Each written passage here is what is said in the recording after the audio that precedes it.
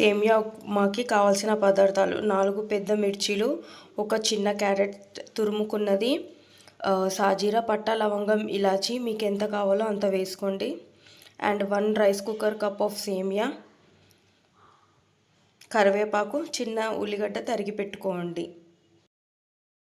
అందులో తగినంత ఆయిల్ వేసుకున్నాక తర్వాత కొంచెం హీట్ ఎక్కిన తర్వాత అందులో సాజీరా, పట్టా, లవంగం, ఇలాచి ఇప్పుడు చూపించాను కదా అది ఇందులో వేసేసి వెంటనే ఉల్లిపాయలు, చిల్లీస్ ఇంకా క్యారెట్ కూడా వేసుకొని కొద్దిగా ఫ్రై అవ్వనివ్వాలి.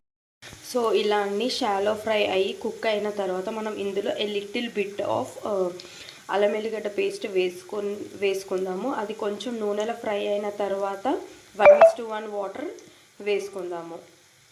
ఇప్పుడు నేను ఒక రైస్ కుక్కర్ ఫుల్ ఆఫ్ సేమియా తీసుకున్నాను కాబట్టి దాని ఫుల్ ఆఫ్ వాటర్ ఇందులో పోస్తాను.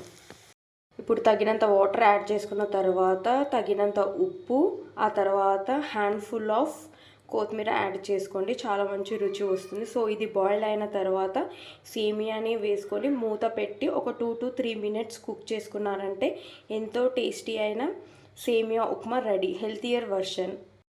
చూస్తున్నారు కదా ఫ్రెండ్స్, ఇలా వాటర్ బాయిల్ అయిన తర్వాత ఒక్కసారి కలబెట్టుకోండి. కలబెట్టుకున్న తర్వాత